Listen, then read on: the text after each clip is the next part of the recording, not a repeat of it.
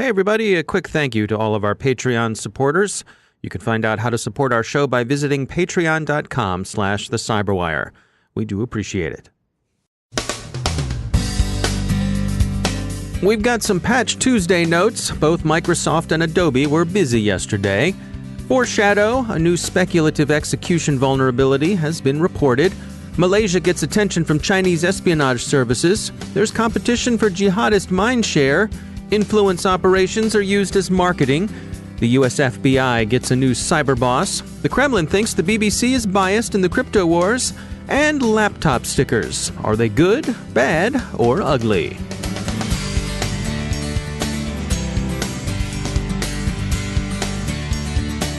Time to take a moment to tell you about our sponsor, Recorded Future. Recorded Future is the real-time threat intelligence company whose patented technology continuously analyzes the entire web, developing cyber intelligence that gives analysts unmatched insight into emerging threats. At the CyberWire, we subscribe to and profit from Recorded Future's Cyber Daily. As anyone in the industry will tell you, when analytical talent is as scarce as it is today, every enterprise owes it to itself to look into any technology that makes your security teams more productive and your intelligence more comprehensive and timely. Because that's what you want, actionable intelligence. So sign up for the Cyber Daily email, where every day you'll receive the top trending indicators Recorded Future captures crossing the web, cyber news, targeted industries, threat actors, exploited vulnerabilities, malware, suspicious IP addresses, and much more. Subscribe today and stay a step or two ahead of the threat. Go to recordedfuture.com/intel to subscribe for free threat intelligence updates. That's recordedfuture.com/intel. And we thank Recorded Future for sponsoring our show. Major funding for the CyberWire podcast is provided by Cylance. From the CyberWire studios at Data Tribe, I'm Dave Bittner with your CyberWire summary for Wednesday, August 15th, 2018. Yesterday, of course, was Patch Tuesday for the month of August, and both Microsoft and Adobe issued fixes for their products. Microsoft addressed 60 flaws, 2 0 days among them, in August's Patch Tuesday. The 0 days were CVE 2018-8414 and CVE 2018-8373. CVE 2018-8414 involves the use of setting content-ms files. These are Windows 10 control panel shortcuts, and they're used to distribute malware. Signs of this sort of exploitation began to appear early last month, and Redmond has now upgraded Windows 10 so that Windows Shell now validates file paths when setting contents-ms files are executed. CVE 2018-8373 is a remote code execution vulnerability that arises from the scripting engine's problematic handling of objects in memory in Internet Explorer. Among the other vulnerabilities attracting considerable attention is CVE 2018-8340, discovered by researchers at security firm Okta. This one is a security bypass exploit that's made possible when Active Directory Federation Services, that's ADFS, mishandles multi-factor authentication requests. Okta's account of the issue suggests that this vulnerability would be most easily used by a malicious insider interested in achieving elevated privileges or in spoofing another legitimate user's account. Adobe also patched, fixing 11 problems in its products. The breakdown is as follows. 5 issues were fixed in Adobe Flash Player, 3 in Adobe Experience Manager, 2 in Adobe Acrobat and Adobe Reader, and 1 in the Adobe Creative Cloud desktop application. The potential impact of unpatched systems exploitation includes information compromise, privilege escalation, arbitrary code execution, and unauthorized data manipulation or alteration. There's also been a new speculative execution issue identified in Intel Central Processing Units. The small set of flaws, 3 of them, are collectively called Foreshadow and join the well-known family to which Spectre and Meltdown belong. Foreshadow is in the process of being mitigated. Microsoft addressed some Foreshadow issues in its monthly round of patches, for example. In any case, there's no known instance of Foreshadow exploitation in the wild, and it would seem unlikely that hackers could easily make use of it to attack systems. There's a company called Upstream that provides mobile device security platforms, especially in fast-growing emerging markets. As their software was being deployed, they noticed some interesting data traffic that caught their attention. Dimitris Maniatis is head of SecureD, which is one of their mobile security platforms, and he shares what they found. What was really peculiar is that we started seeing concentration of fraudulent attempts, not on specific apps, but from specific devices, which became even more peculiar when we started seeing a similar pattern in a second market that is totally unrelated to the first. So the first market where we saw that was Brazil. Quite literally around the same time, we saw a similar concentration of fraudulent attempts in devices in an operator in Myanmar. These two markets are typically, very unrelated. They don't share any commonalities whatsoever. We went ahead and we purchased a few of those devices to try and get to the bottom of what was happening. We put the first device that we bought in Brazil, we put it in a sandbox. As soon as we powered on the device, quite literally just after unboxing it, we started seeing communications to a third-party server sending information that we identified as being personally identifiable information, like the IMEI or GPS location of the device, to a third-party server in Singapore and operated by Gmobi. Gmobi is a Taiwanese/Chinese provider of services in the wireless industry in general, but more specifically, they operate an ad network and they operate a firmware over-the-air updater. It made us really concerned to see that without having accepted any user agreement, without having opted in to use a service by Gmobi, we were observing data from the device being transmitted to that server, and then seeing communications coming back. Now, let me ask you, does it seem as though they're specifically targeting inexpensive phones? For sure, there is a correlation between the two. In general, we're really used to the term ad fraud, advertising fraud, especially over digital marketing, and we kind of picture advertisers paying more than they would have had to. Essentially, part of their investment, part of the impressions or the clicks that they buy are served or are being clicked by non-humans, either a click farm somewhere obscure or some weird place, or a bot network might be just generating impressions and clicks to kind of consume the investment that advertisers are making. What we see here is that in this scenario, the end user is actually being defrauded. So it's ad fraud taken one step further to charge users only after a single click. If that click is generated by a bot, that means that the user, without having ever given their consent, is being charged for a service or some digital service that they never wanted to buy or never intended to buy.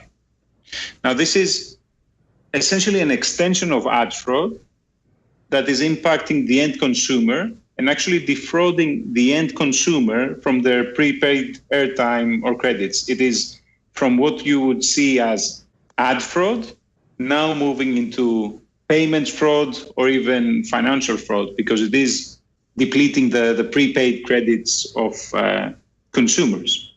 That's Dimitris Maniatis. He's from Upstream. You can read more about their research into Android smartphones being sold with pre-installed malicious software. That's on their website. Regional influence and economic advantage appear to drive renewed Chinese espionage against Malaysian companies and governmental organizations. A United Nations report suggests increasing Iranian prominence in al-Qaeda networks. This appears to be an emerging trend as Sunni and Shiite strains of jihadist influencers struggle for inspirational mindshare online. You will recall Facebook's removal of some 32 pages that were engaged in what the social medium called inauthentic behavior. They were essentially accounts created with bogus or at least dubious persona that were heavily involved in pushing various inflammatory political memes. Facebook didn't say it was a Russian trolling operation, but it strongly hinted in that direction. The AP talked about this with various academic experts in communications and marketing, and concluded that the Facebook pages the social medium recently expunged were following typical advertising playbooks, with affinity marketing supplemented by a heavy dose of moralistic aversion. The goal is discord, the method rumor, and the amplification is all on the regular people clicking, sharing, and liking. So nothing new here, but the skill shown by the presumably Russian persuaders is striking. They've also shown a solid understanding of their market, accurately addressing American social fissures. The end game is mistrust. It's not so much that they want you to vote one way as opposed to another. They'd apparently rather you just stayed home, going out only to riot, because elections are, as the troll farmers would suggest, nothing more than a Potemkin village, a puppet show for the goobers.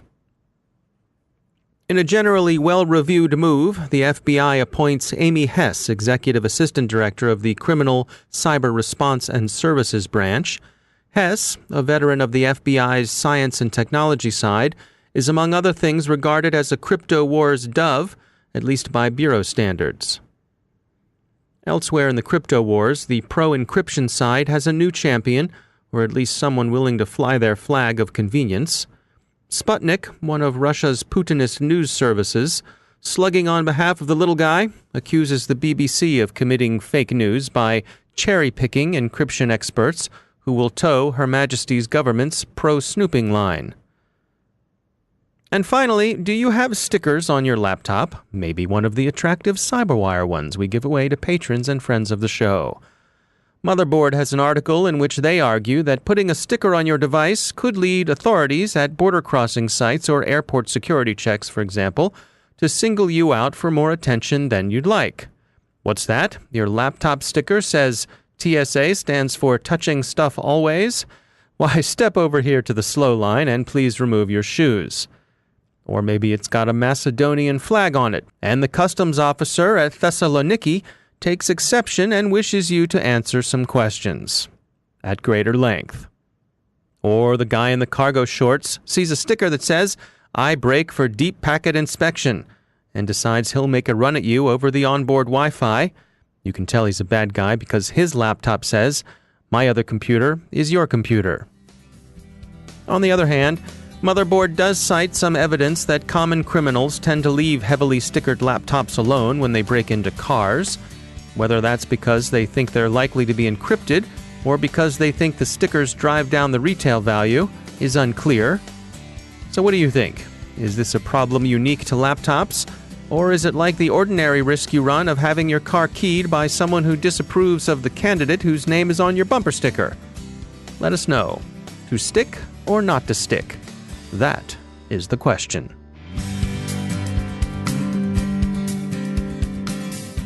And now a bit about our sponsors at VMware. Their trust network for Workspace ONE can help you secure your enterprise with tested best practices. They've got 8 critical capabilities to help you protect, detect, and remediate. A single open platform approach, data loss prevention policies, and contextual policies get you started. They'll help you move on to protecting applications, access management, and encryption.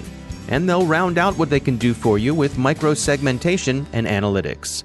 VMware's white paper on a comprehensive approach to security across the digital workspace will take you through the details and much more. You'll find it at thecyberwire.com/VMware. See what Workspace ONE can do for your enterprise security. thecyberwire.com/VMware. And we thank VMware for sponsoring our show.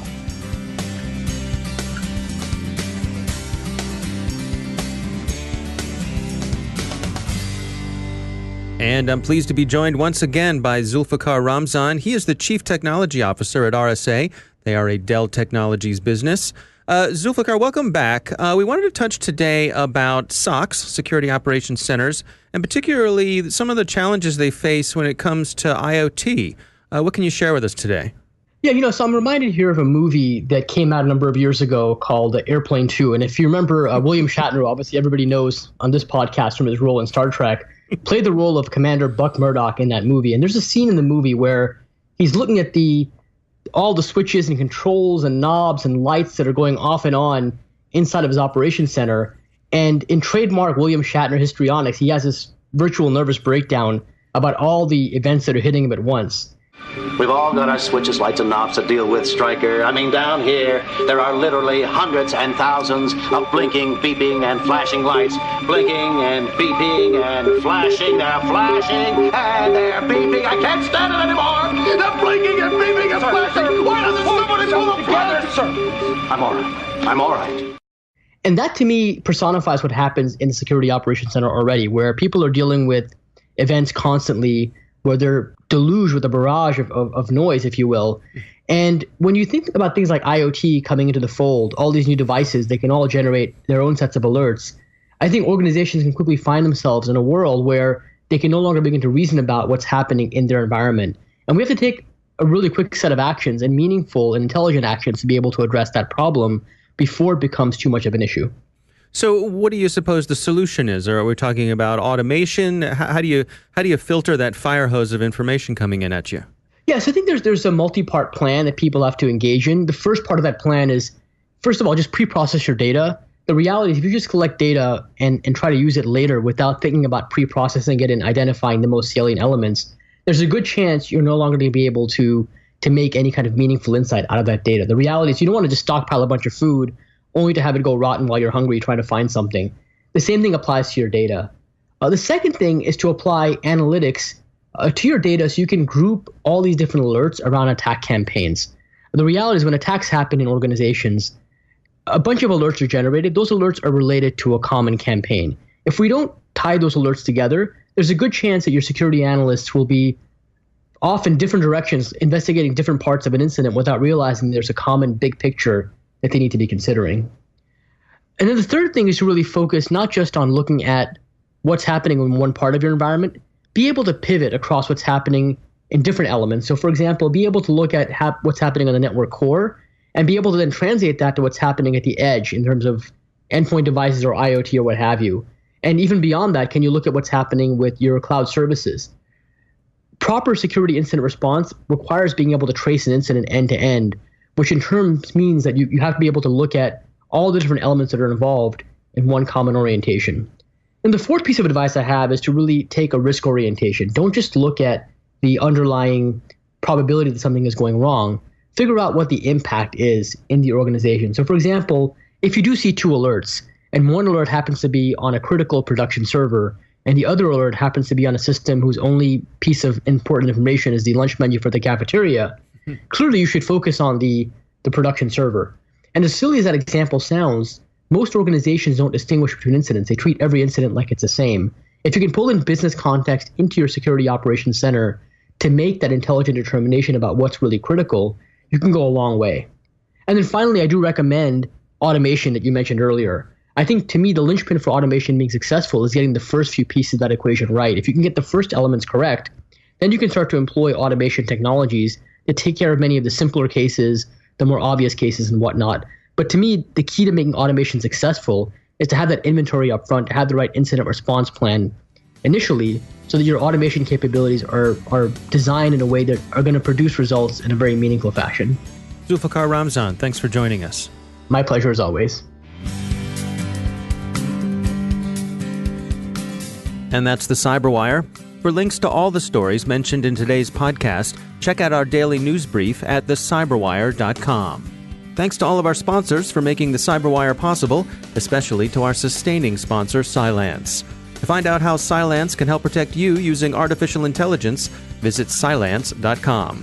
And Cylance is not just a sponsor, we actually use their products to help protect our systems here at the Cyberwire. And thanks to our supporting sponsor, VMware, creators of Workspace ONE Intelligence. Learn more at vmware.com. The Cyberwire podcast is proudly produced in Maryland out of the startup studios of Data Tribe, where they're co-building the next generation of cybersecurity teams and technology. Our CyberWire editor is John Petrick, social media editor Jennifer Iben, technical editor Chris Russell, executive editor Peter Kilpie, and I'm Dave Bittner. Thanks for listening.